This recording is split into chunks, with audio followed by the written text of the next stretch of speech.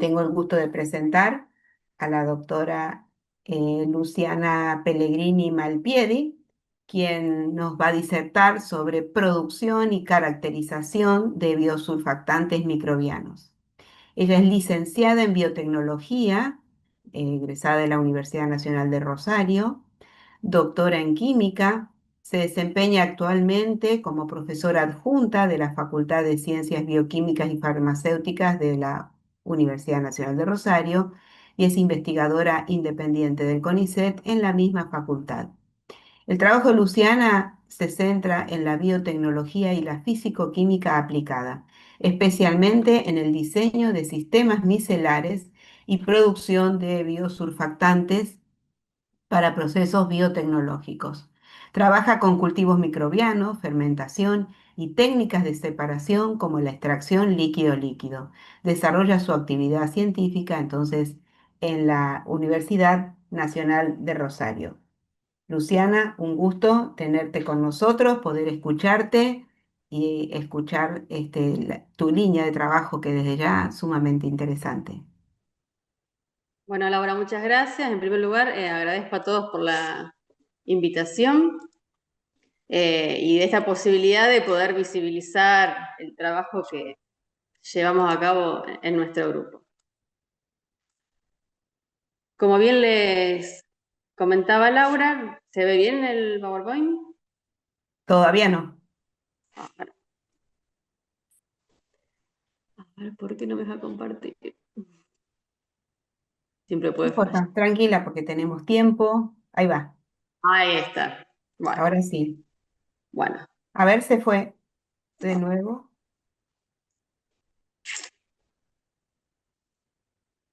A ver si intentamos otra vez. Ahora sí. Y ahora queda... ahí está, Ahí, ahora sí. Perfecto. Muy ahora sí. bien. Bueno, como les comentaba Laura, les voy a comentar acerca del trabajo de uno de los trabajos que realizamos en el laboratorio, que se caracteriza por producir y caracterizar biosurfactantes de origen microbiano. Estos trabajos se desarrollan en el Laboratorio de Investigación y Desarrollos Biotecnológicos. Está bastante dispersa dentro de la ciudad. Hay una gran parte que está próxima a la Facultad de Medicina, de Odontología, Fonoaudiología, formando parte de lo que sería el área salud de la universidad. Y después la mayoría de los institutos que tienen doble dependencia, Universidad CONICET, están mudándose todos a otro predio conocido como la Siberia, donde, bueno, los que son docentes e investigadores como que van y vienen entre la facultad sede en el área de salud y lo que es la parte de los edificios de investigación. Con respecto al laboratorio donde desempeño mi trabajo, es un laboratorio nuevo, es el Laboratorio de Investigación y Desarrollos Biotecnológicos, que se fundó en el año. Este laboratorio lo que tiene como objetivo diseñar procesos biotecnológicos escalables y de bajo impacto ambiental, integrando producción, extracción y aplicación bajo el enfoque de economía circular. Tenemos varias líneas de investigación y particularmente lo que les voy a comentar es sobre la primera línea referida a la producción de biosurfactantes. Antes de introducir a lo que son los biosurfactantes, es importante mencionar por qué por qué tanto interés en los surfactantes. ¿En qué se utilizan los surfactantes? Que son como la contraparte sintética. Los surfactantes, la mayoría sabrán, son estas moléculas conocidas por presentar dos regiones muy definidas por su polaridad. Hay una región altamente hidrofílica y otra región hidrofóbica. Estos componentes, de acuerdo a la proporción que tienen entre la porción hidrofílica, acá mencionada como MH, y la masa total de la molécula, representada como M mayúscula, esa proporción multiplicada por 20 nos permite estimar un valor que es el HLB, que este HLB permite predecir cuál es la funcionalidad que se le puede dar a este surfactante. Los surfactantes pueden ser De acuerdo a este valor, solubilizantes, detergentes o emulsionantes de aceite en agua, y aquellos surfactantes donde el HLB es más chiquitito, esto significa que tiene una porción hidrofóbica grande, se suelen utilizar como humectantes, emulsionantes y también antiespumantes. Además de estas propiedades, también los surfactantes presentan la particularidad de que se absorben en interfaces, como puede ser una interfase aire y agua, y cuando esta interfaz en las cuales se organizan se satura, estos monómeros comienzan a disolverse mayoritariamente en el seno de la solución hasta cierta concentración, que es la concentración micelar crítica, y estos autoensamblados, que generalmente tienen dimensiones nanométricas, tienen muchas aplicaciones tecnológicas en lo que concierne al encapsulado o recuperación de biomoléculas hidrofóbicas. Asimismo, algunas suspensiones de estas micelas, si son calentadas por encima de cierta temperatura, conocida como temperatura crítica o temperatura de sistemas, temperatura de separación de fases, se puede formar un sistema bifásico en el cual hay una fase acuosa con muy poquitita cantidad de micelas o monómeros y una fase micelar que también es acuosa pero está altamente concentrada en micelas. Estos sistemas bifásicos, como cualquier otro sistema bifásico, permite la extracción líquido-líquido y por lo tanto la separación de biomoléculas, principalmente en función de su polaridad. Dentro de las aplicaciones más comunes que tienen los surfactantes, se pueden mencionar el cuidado personal, industria e instituciones suavizantes y detergentes domiciliarios. Esta última aplicación es la de mayor prevalencia y también pone un tope a los costos que pueden tener los surfactantes porque los detergentes domiciliarios normalmente tienen bajo costo. Eso después vamos a charlar qué implicancia tiene que su mayor aplicación requiere de productos baratos. Otra cosa interesante es que este porcentaje de aplicación en lo que es la industria y el agro también está en continuo crecimiento y gran parte del boom que tuvieron el mercado global, que ahora vamos a ver de los surfactantes, tiene que ver con el incremento de conductas de higiene en distintos países que antes se encontraban en desarrollo.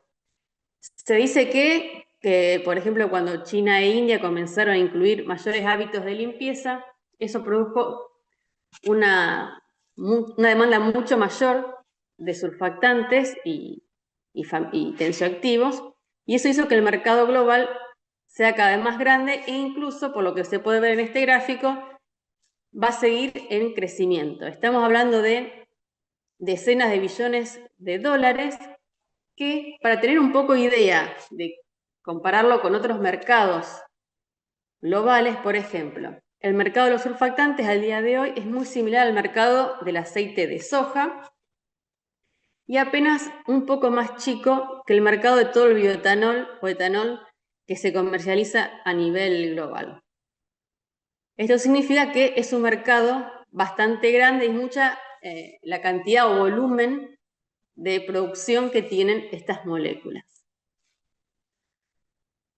Si los surfactantes están funcionando tan bien y por eso es que el mercado está cada vez más expandido, ¿por qué cambiar a biosurfactantes que vamos a ver que es como una contraparte biológica?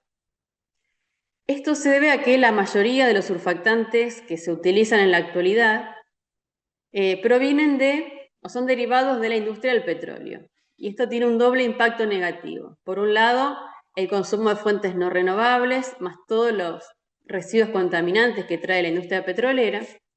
Y además, estos compuestos son muy poco biodegradables y justamente el problema es que estos surfactantes derivados del petróleo tienen un doble impacto negativo. Por un lado es el consumo de fuentes no renovables, además de que tienen una muy baja biodegradabilidad. Esto lo que hace es que se acumulen en las interfaces líquido-aire de los océanos, ríos, lagunas, incluso por ahí en los cordón cuneta de los domicilios, y al posicionarse en esa interfase evitan la correcta oxigenación del agua, afectando la vida de los organismos acuáticos, así como de microorganismos, modifica toda la microbiota y por eso es que uno ve agua de distinto color, espumosidad, mal olor, e incluso también puede llevar, por ejemplo, a la muerte de peces,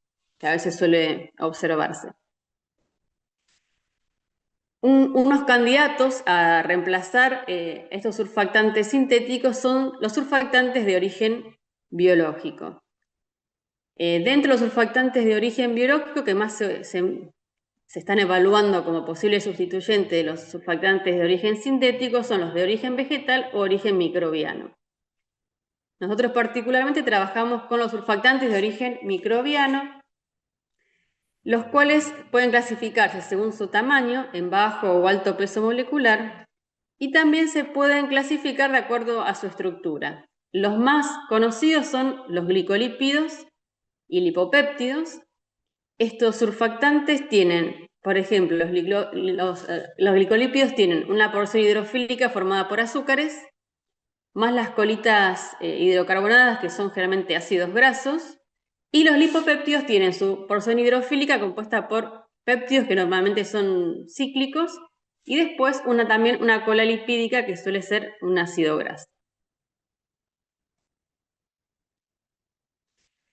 Dentro de sus propiedades ventajosas, podemos mencionar una elevada capacidad para disminuir la tensión superficial del agua, alcanzándose valores hasta 24 mililitros por metro, que eso es prácticamente los valores más bajos reportados para cualquier surfactante de origen sintético. Su capacidad emulsificante, además de ser elevada, algunas de ellas son bastante estables a distintas condiciones ambientales. Esta gran estabilidad se mantiene incluso a valores extremos hasta de fuerza iónica, temperatura, pH, que muchas veces tiene que ver con los grupos de unión entre ambas porciones hidrofílica e hidrofóbica, que son muy fuertes, entonces mantienen la integridad de la molécula.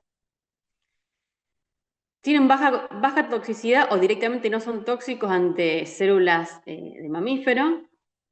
Algunos incluso pueden presentar actividad antibacteriana y antifúngica contra patógenos.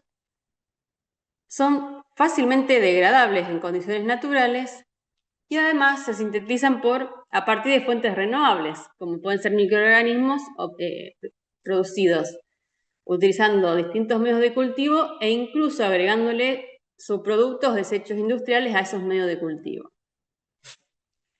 Ahora brevemente lo que voy a hacer es dar un repaso de algunos de los trabajos que se han realizado en el laboratorio en esta temática.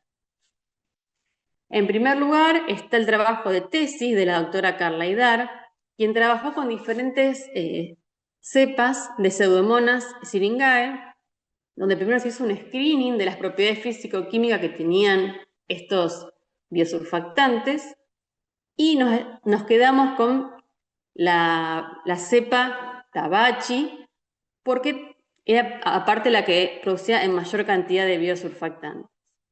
Una vez seleccionado este microorganismo, se ahondó un poco más en la identificación de cuáles eran los biosurfactantes que producían. Los mayoritariamente identificados fueron la siringomicina E y la siringopeptina, que eran dos lipopéptidos que tenían una porción peptídica bastante elevada. Y una vez identificados se realizaron distintos ensayos físico-químicos para ver sus propiedades, ya sea tensioactivas y biológicas. Acá, por ejemplo, lo que se les muestra es las propiedades de disminuir la tensión superficial del agua a distintas concentraciones de este extracto de biosurfactantes y se observó que entre 20 y 80 grados centígrados la disminución de la tensión superficial prácticamente se mantenía constante, es decir, que eran bastante estables a la temperatura e incluso su valor de CMC no varió demasiado. Con respecto a lo que es el estudio de el efecto de la fuerza iónica, también se observó que la adición de cloruro de sodio como modelo para incrementar la fuerza iónica, no solo que desfavoreció la propiedad de disminuir la tensión superficial, sino que en presencia de cloruro de sodio se lograban valores de tensión superficial aún más bajos, que esto generalmente está relacionado a que los contraiones formados provenientes del cloruro de sodio pueden apantallar algunas cargas que puedan tener los biosurfactantes, entonces de esta manera favorecen la formación de micelas a concentraciones más bajas. Después también se evaluó el efecto de pH y lo que se vio que cuanto más alcalino era el medio, mayor era la capacidad para reducir la tensión superficial, que esto también es una característica que suele observarse versátil en cuanto a lo que eran las condiciones de trabajo. Después se trabajó en modificar un poco las composiciones del medio de cultivo, reemplazando fuente de carbono formada solo por glicerol, que estaba formada por aceite de cocina usado y otra que era una mezcla, aceite de cocina usado y glicerol, lográndose en esta última mezcla casi duplicar el valor de la productividad volumétrica. Después se hizo brevemente algunas caracterizaciones físico-químicas para ver si el hecho de cambiar el medio de cultivo cambiaba las propiedades de estos biosurfactantes y algunas características, como por ejemplo la concentración micelar crítica, eran muy similares. También se realizaron ensayos de citotoxicidad de estos extractos contra diferentes cultivos de células y en todos los casos se observaron que los biosurfactantes, que son los que están en color, prácticamente resultaron ser no tóxicos para las 3 líneas celulares ensayadas, no ocurriendo lo mismo con el que está en gris, que fue un surfactante sintético, en este caso se usó Tritón X114. Otro de los ensayos realizados fue el del licenciado Gonzalo Benedetti, quien trabajó utilizando cepas de Bacillus subtilis. Estos microorganismos también producen lipopéptidos, pero pertenecen a la familia de las surfactinas, que poseen también una porción peptídica ciclada que generalmente es más chica que la que vimos en el trabajo previo. Se hizo, por ejemplo, la determinación de la concentración micelar crítica y la estabilidad que tenía estos biosurfactantes ante diferentes condiciones de pH y temperatura. Nuevamente se observó que estos biosurfactantes incrementaban su capacidad de disminuir la tensión superficial en condiciones alcalinas y la temperatura, si bien afectaba esta propiedad, tampoco fue algo significativo en el sentido que en todos los casos se obtenían tensiones superficiales por debajo de los 35 millinewton por metro. Se hicieron además ensayos de actividad biológica contra diferentes microorganismos, comparándolos con una surfactina comercial y un control positivo de antibióticos. Y lo que se veía era que el extracto de biosurfactante fue altamente eficiente en lo que es la inhibición del crecimiento de Staphylococcus aureus y Enterococcus fecalis. También con este extracto de biosurfactantes, junto con el extracto del trabajo previo, se hicieron ensayos de fitotoxicidad, pensando en una posible aplicación agrícola, y lo que se observó es que el crecimiento de las plantas, eran semillas de soja que fueron crecidas en presencia de extractos de biosurfactantes, no se vio afectada negativamente por estos compuestos. Después, en el caso de la tesis de Georgina Martini, lo que se ahondó fue en caracterizar ya mezclas de surfactantes, sintéticos y biológicos. Esto se debe a que los biosurfactantes suelen ser aún bastante caros hasta que se ponga un poco más optimizado el mecanismo de producción y purificación. Y entonces lo que se hizo fue probar si estas mezclas de surfactantes sintéticos En este caso se utilizó tergitol y genapol, que son surfactantes sintéticos biodegradables, mezclados con dos tipos de glicolípidos, en este caso ramnolípidos y sofosfolípidos, y un extracto de biosurfactantes de Pseudomonas tabaci. Se evaluaron varias propiedades. Por ejemplo, capacidad de tensión superficial y CMC. En primer lugar se hizo para los surfactantes sintéticos puros y después se comparó lo que ocurría con esta propiedad en presencia de lipopéptidos y ramnolípidos. Y lo que se observó fue que en el caso que se agregaban ramnolípidos, tanto para tergitol como para genapol, la CMC aumentaba. Esto, en términos industriales, es desfavorable porque significa que se necesita una mayor cantidad de surfactantes para poder formar estos autoensamblados. Sin embargo, cuando se agregaron lipopéptidos, se vio que la CMC disminuyó con respecto a cuando estaban los surfactantes sintéticos puros. Entonces, en este caso se observaba una sinergia, es decir, un efecto beneficioso al agregarle estos lipopéptidos. También se valoran la eficiencia y la eficacia, que son dos parámetros que tienen que ver con la aplicación o la capacidad de disminuir la tensión superficial que tienen los surfactantes.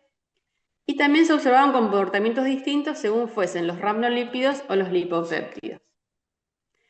En primer lugar, se observó que los surfactantes puros, por ejemplo, tenían mayor eficiencia a pH 7, que esto se observa por menores concentraciones para disminuir la tensión superficial en 20 mililitros por metro.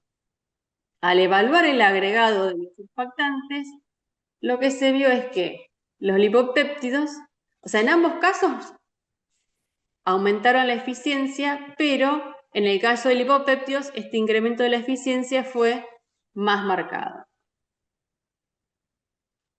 Después, con respecto a la eficacia, que la eficacia es más sencillo de explicar, porque es el mínimo valor de tensión superficial que puede alcanzarse. Acá lo que se observó es que las eficacias más altas se encontraron cuando los surfactantes sintéticos estaban en presencia de lipopéptidos, mientras que en presencia de ramnolípidos se observó un efecto ligeramente negativo con respecto a este parámetro. También, considerando su posible aplicación como sistema extractivo, lo que se hizo fue determinar las curvas de coexistencia para hallar las temperaturas de separación de fases de esta mezcla y ver si se podían formar sistemas bifásicos. Acá lo que se observó fue que el agregado de ramnolípidos tenía un efecto diferente según el pH del medio. A pH 5 el agregado de ramnolípidos disminuía el punto de turbidez, es decir, la temperatura de separación de fases, que esto es algo que favorece la aplicación porque uno necesita menos temperatura para obtener el sistema bifásico. En cambio, en agua y a pH 7 se observaba que o no modificaba nada o, en el caso del agua, incrementaba mucho la temperatura de separación de fases e incluso en algunas combinaciones no se pudo lograr obtener un bifásico. También se determinaron algunos diámetros hidrodinámicos para tener idea del tamaño que tenían estas micelas mixtas y se hicieron algunos ensayos preliminares de extracción líquido-líquido calculando el coeficiente de reparto de moléculas modelo. Acá en este caso es el coeficiente de reparto de Cibacron Blue, el cual se calcula como la concentración de ese colorante en la fase micelar debido a ese colorante en fase acuosa. Y nuevamente se veía que el efecto de los ramnolípidos dependía del pH del medio. Esto tiene que ver con que el ramnolípido tiene un pK, o sea, el ramnolípido puede estar cargado negativamente o no tener carga, y su pK es de 5. Entonces, por eso es que cuando cambiamos de pH 5 a 7 o NAUBA, uno veía un diferente comportamiento que tiene que ver justamente con interacciones electrostáticas. Después se empezó a hacer un trabajo un poco más aplicado, que es evaluar la extracción líquido-líquido, pero de compuestos ya de interés comercial. En este caso se sembró en sistemas bifásicos formados por distintas proporciones de tergitol, fenapol, ramnolípidos, y bueno, también se evaluó en agua y a 2 pH diferentes este concentrado de tocopheroles que se denomina Tocomix 50. Lo que se hacía era, se incubaba, se esperaba la separación de fases y se medía el coeficiente de reparto de tocopheroles en función de la actividad antioxidante que presentan estas moléculas.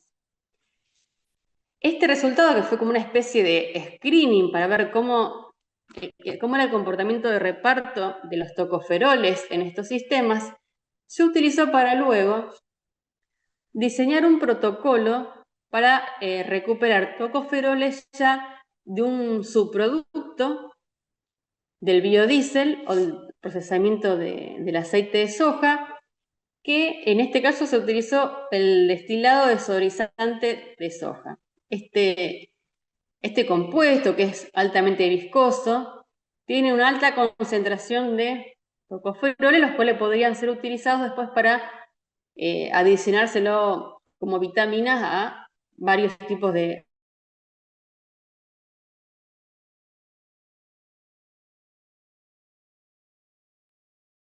Eh, Luciana, ¿podrías? Quedó mudo. Luciana, lípidos, porque también tenía una gran proporción de lípidos. Luciana, Entonces, ¿podrías sí, repetir esa última parte a partir de lo que es la extracción de tocoferoles porque quedó mudo el audio? que lo que ocurre es que la dificultad de extraer tocoferoles de este subproducto es que tiene una gran concentración también de lípidos y como los tocoferoles son muy hidrofóbicos, interaccionan fuertemente con los lípidos, entonces es muy difícil de separarlos. Una forma de favorecer la separación es saponificando y convirtiéndolos en ácidos grasos con mayor solubilidad. Entonces, todo este proceso que les muestro acá, en realidad lo que se hizo fue una saponificación modificada que llevamos nosotros, que era que en estos sistemas micelares se realizaba la saponificación agregando una base, calentando a elevada temperatura. Una vez realizada la saponificación, se agregaban el resto de los componentes para formar el bifásico, que en este caso serían tergitol, 7 ramnolípidos y un poco más de citrato. Se volvía a incubar para separar fases y ahí, una vez formado el sistema bifásico, se separaban cuidadosamente ambas fases. Y lo que se observaba era que en la fase superior, que estaba rica en micelas, estaba mayoritariamente los tocoferoles, creo que los rendimientos habían estado cercanos al 90%, mientras que en la fase inferior iba la mayoría de todos estos ácidos grasos saponificables.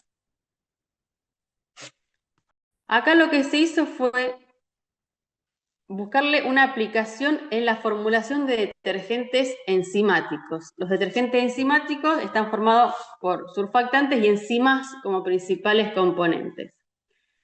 Lo que se hizo en este trabajo fue producir un cóctel enzimático a partir de fermentación sólida, una fermentación sólida combinada. Se usó Aspergillus niger y Aspergillus oriceae.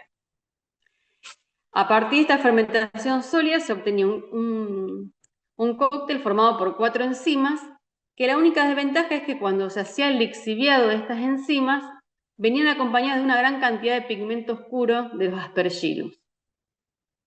Se probó varias metodologías para poder separar las enzimas de estos pigmentos y al final lo que se encontró como metodología más adecuada fue la extracción líquido-líquido también, en este caso se tuvo que usar Tritón X114, pero se buscaron unas condiciones en las cuales la fase micelar sea bien chiquita de manera de no generar un gran residuo.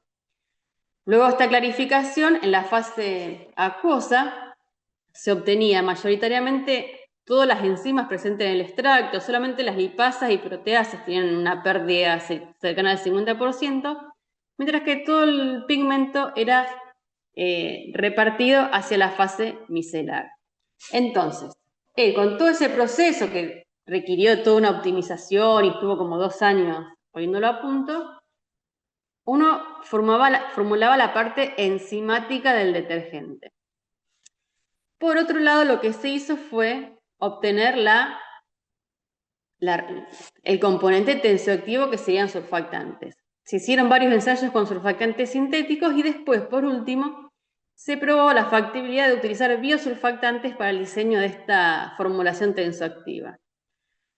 Los mejores resultados se obtuvieron para la producción de fosfolípidos utilizando la levadura Starmerella bombícola en un medio de cultivo formado por glucosa y ácido oleico. Estos biosurfactantes fueron purificados mediante técnicas estándares y una vez obtenido el cóctel enzimático y los biosurfactantes purificados, se procedió al siguiente paso que fue evaluar la estabilidad de enzimas y fosfolípidos dentro de una mezcla. Y esto es importante porque muchas veces ocurre que los detergentes, ya sean sintéticos o biológicos, pueden afectar la actividad de las enzimas. Se hicieron mezclas, que no vamos a entrar en detalle, pero se hicieron mezclas donde se variaba la proporción. Es decir, el cóctel enzimático era siempre el mismo, pero lo que se iba modificando era la cantidad de biosurfactante que se le agregaba. El segundo grupo de barras, lo que se observa son las actividades de las 4 enzimas, celulasa, amilasa, proteasa y lipasa, en ausencia de fosfolípidos. Y después se medía la actividad, pero en presencia de, por ejemplo, un porcentaje o una proporción de 0,1 fosfolípidos, 1, y también una igual proporción en volumen de fosfolípidos y extracto enzimático. ¿Qué se observó? Primero, la presencia de fosfolípidos prácticamente no modificaba la actividad de las enzimas presentes en el cóctel enzimático. Entonces esto nos daba indicio de que al menos no las iba a desnaturalizar.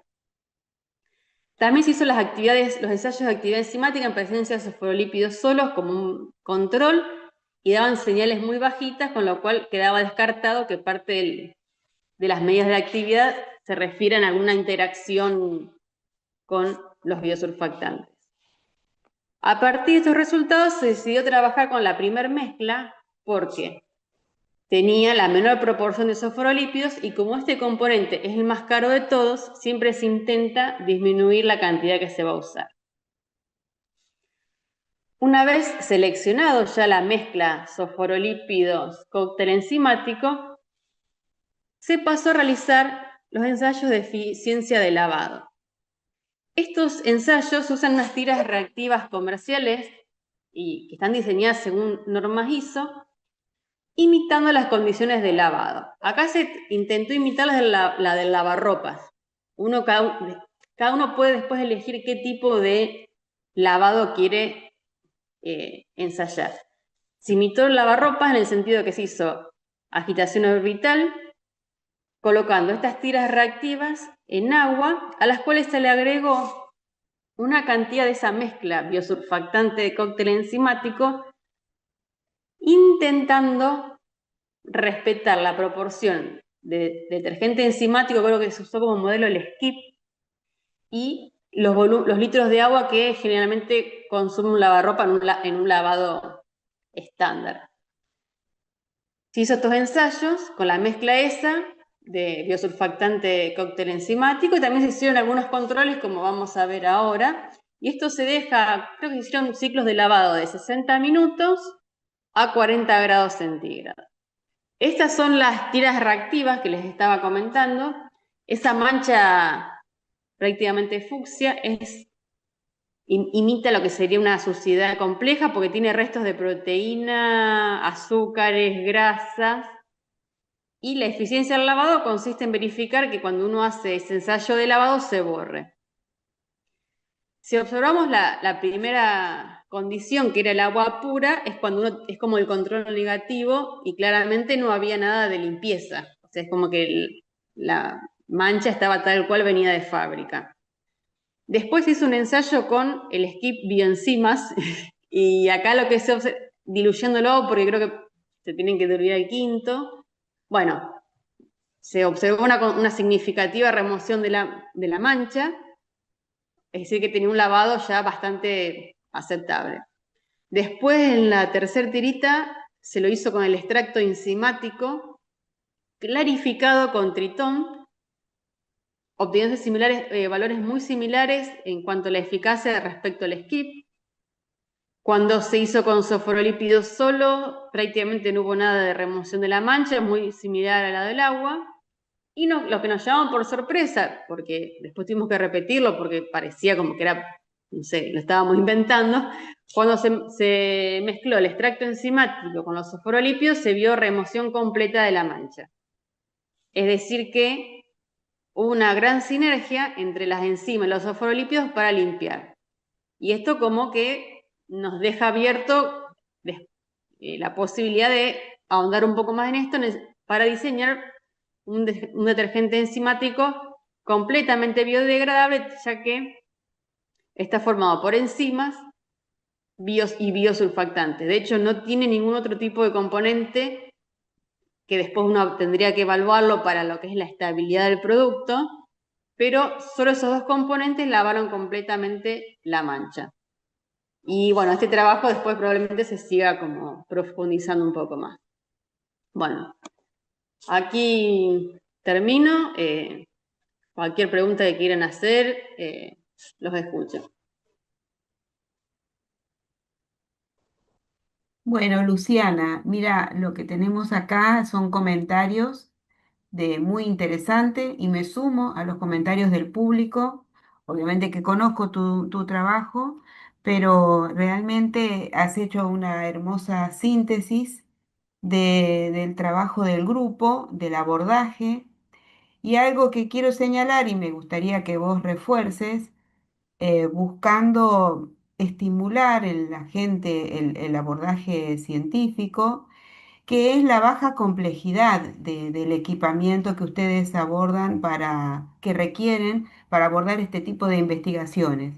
Me gustaría que de ese punto le cuentes al público qué estructura básica necesitan ustedes para hacer el grueso de los trabajos. Sabemos que luego para hilar fino, para detectar, hay que mandar muchas veces a otros laboratorios para identificar o ustedes lo pueden llegar a contar. Pero bueno, me gustaría que te explayes un poquito en eso. ¿Qué infraestructura mínima necesitaría un grupo como para abordar este tipo de trabajos? Sí, es bastante básico porque como es exploratorio, con una incubadora, un agitador orbital, eh, se puede trabajar, porque incluso lo que es la fermentación sólida, lo que tiene como ventaja la fermentación sólida respecto a la fermentación líquida, es que la fermentación sólida solo requiere de bandejas. Se puede hacer en bandejas o se pueden hacer en el Hermeyers, pero ni siquiera precisas de un agitador orbital. Uno deja ahí, después se hace un lixiviado con algún buffer adecuado y después una centrífuga. Centrífuga refrigerada, si se quiere, es lo más complejo o costoso que se puede requerir. Y después lo que es ensayos con biosurfactantes, lo único caro es, en nuestro caso, es el tensiómetro óptico porque es bien preciso para medir tensión superficial. Pero el resto de los ensayos, todo lo que es capacidad emulsificante, incluso lo de la eficiencia del lavado, es muy sencillo. Es decir, que para algo exploratorio no se requiere demasiado instrumental. Y los microorganismos son casi todos, no son patógenos, y en el caso de algunas pseudomonas son fitopatógenas, o sea, son patógenos de plantas, pero a partir de los 28 grados ya no crecen, con lo cual todo lo que es limpieza de material y demás es muy fácil de controlar, porque eso calentando, colocando un poco de hipoclorito, ya está todo libre, digamos, de microorganismos. Bueno, claro, excelente. Bueno, creo que puede ser una gran motivación en periodos también donde es difícil contar con los recursos suficientes para abordar tecnologías complejas. Eso es lo que quería resaltar. que aquí Sí, se requieren eh, estufas. los medios de cultivo, lo que te da la flexibilidad que vos podés probar con medios muy económicos. Es decir, el cultivo de fermentación sólida para los tractos enzimáticos, por ejemplo, de Esteban, eran afrechilo de trigo y cascarilla de soja, que son Claro. subproductos. Y los otros, era todo glicerol, aceite de cocina usado, por ahí la glucosa un poco más cara, pero se puede ver si se puede usar sacarosa, aunque no es tan eficiente, pero bueno, los medios de cultivo uno se las puede ingeniar como para hacerlo barato también y no sea una limitante al momento de hacer los experimentos. Claro, bueno, eso es lo que busco. Por supuesto, toda investigación que luego busca tener resultados de impacto va a requerir una tecnología, pero apunto a gente, tal vez a doctores recién que han terminado su postdoctorado, quieren desarrollar una línea en el campo, en este campo. Bueno, no necesariamente, insisto, se requieren de un equipamiento complejo, al menos para iniciar.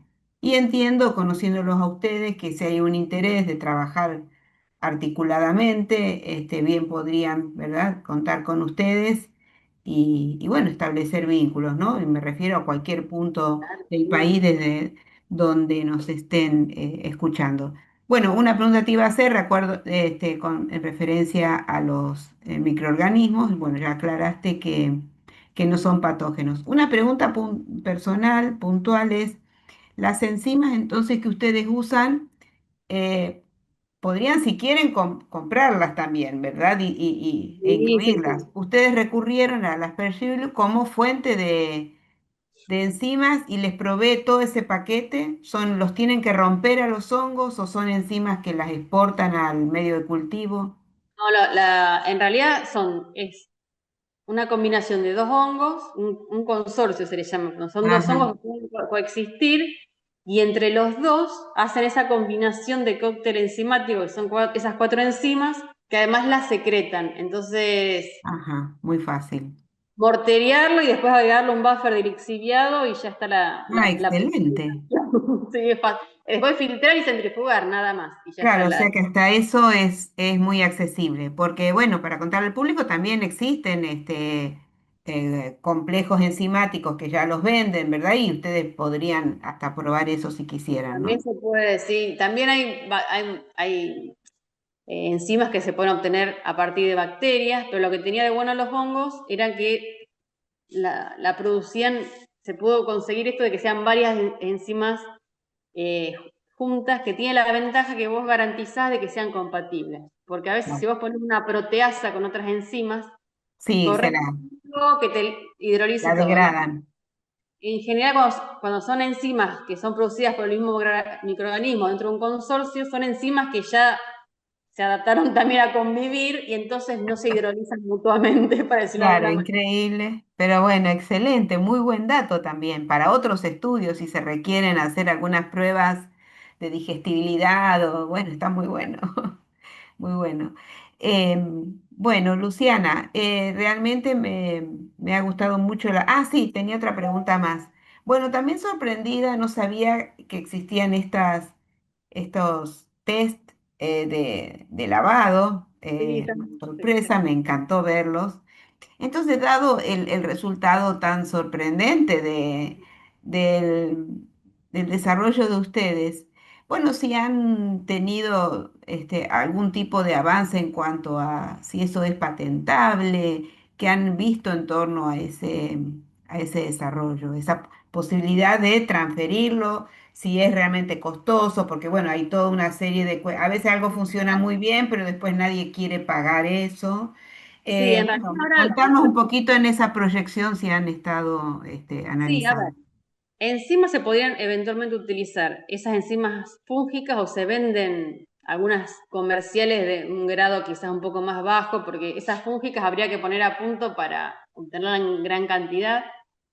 Y con respecto a los biosurfactantes, también está la complejidad del elevado costo, pero en función de eso, lo que se está trabajando en el laboratorio ahora es ver de mejorar el tema de la purificación, a ver si se puede hacer alguna cromatografía sencilla para purificarlos un poco más fácil, que no sé, porque yo porque no iba a ir en detalles, pero los biosurfactantes se purifican por varias extracciones líquido-líquido con solventes orgánicos. Eso en una industria es casi prohibitivo porque aparte tienen que ser como solventes como acetato de etilo y demás. O si no, ya te tenés que ir a otras cromatografías semi-industriales que si a una empresa le tenés que decir que tienen que comprar uno de esos No, equipos, no claro, es bueno para arrancar. Entonces estamos tratando de diseñar matrices nosotros, matrices poliméricas, para ver si por absorción con polímeros se podría mejorar el tema de la purificación y ver si se puede hacer un poco más escalable el proceso. Pero es como que todavía es como que todo un proceso que se tiene como que claro. mejorar la obtención de los componentes de eso. Está bien, está bien. Pero bueno, también es lindo que el público conozca, más que nada el público joven o novel, ¿no?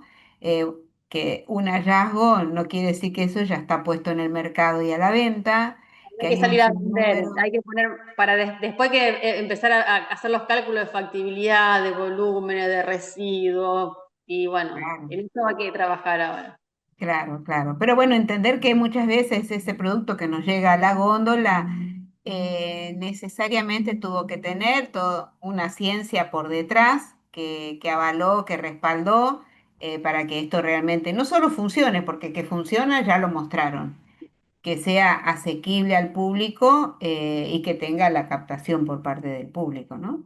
Tal Así que cual. bueno, muy lindo trabajo también mostrar que desde un grupo, eh, dentro de obviamente una temática, los distintos abordajes, y lo cual muestra que es, no quiero decir infinito, pero casi así todas las posibilidades que uno dice, bueno, que se propone ante una nueva tesis, un nuevo desafío, ¿verdad? A Obvio. cada chico, cada alumno que iba Eso, apareciendo se le iba dando como una parte claro, para que desarrolle, sí, claro. eso es. Entonces, alguien que se entusiasma con un tema así, bueno, va a haber un tema nuevo que abordar dentro de la temática, pero con sus variantes, y bueno, por ahí puede resultar algo sorprendente o no. Eso es la investigación.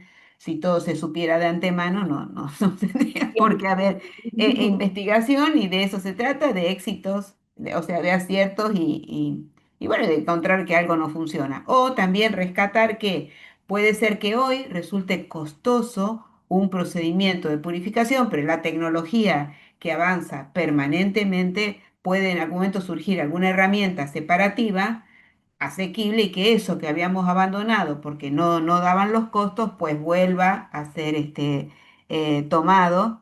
Y de ahí el valor de publicar, ¿no? El dejar lo que uno Y encontró, además, positivo o otro, negativo. otro detalle que no es menor es que con los surfactantes está habiendo cada vez más limitaciones por Claro. ordenanza, porque realmente es una problemática ambiental la gran cantidad de surfactantes que se están acumulando, entonces como que también, por más que sean costosos, candidatos alternativos van a tener que empezar a aparecer porque en algún momento nos vamos a quedar con pocas alternativas para la producción. Claro, exacto. Eso también es que señalaste muy bien al comienzo. Eso es también mostrar.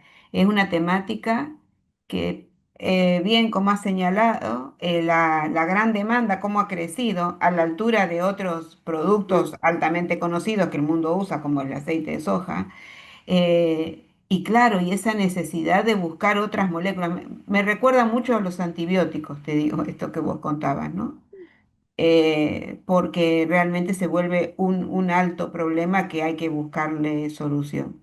Así que bueno, Luciana, muy linda, muy valiosa tu charla desde muchos aspectos, así que te agradecemos la capacidad de síntesis, porque no es fácil resumir en poco tiempo el trabajo. Lástima que se me cortó varias veces, no sé qué pasó, pero bueno. Bueno, no, pero es así la tecnología, pero gracias a esto te pueden estar escuchando de distintos puntos de la provincia. Acá veo gente del interior de Corrientes, y seguramente de otros puntos que, bueno, por ahí no lo señalan en el grupo, pero que nos encanta saber esto, ¿no? De poder llegar a distintos rincones, pero bueno, la técnica es así, pero no, quedó igualmente claro. Te interrumpí solo en algunos momentos, pero las diapositivas acompañan muchas veces lo que uno cuenta, pero no fueron tantas las veces. Y entiendo que para el público también resultó valioso. y acá lo están diciendo. Sí, excelente. Así que gracias nuevamente, Luciana, por Nada. dedicarnos Gracias este por la invitación. espacio. No, para nosotros es un gusto y bueno, siempre, como digo, esto pretende ser un puente. Sé el grupo humano que son y seguramente que si hay gente interesada en trabajar de un modo vinculado con ustedes o articulado, van a estar dispuestos, así que son una... No sé si has dejado la placa con tus datos, Luciana, si no nos pueden pedir, pero si quieres dejar un correo electrónico, este, Sí, está en la diapositiva, en la está. primera diapositiva está En mi la correo. primera, ahí está. Bueno, en la primera pueden tener el contacto con ustedes. Cualquier cosa nos escriben y seguramente con gusto los vamos a vincular. Muchas gracias una vez más, Luciana. Un gusto haberte tenido en este espacio. Bueno, muchas gracias.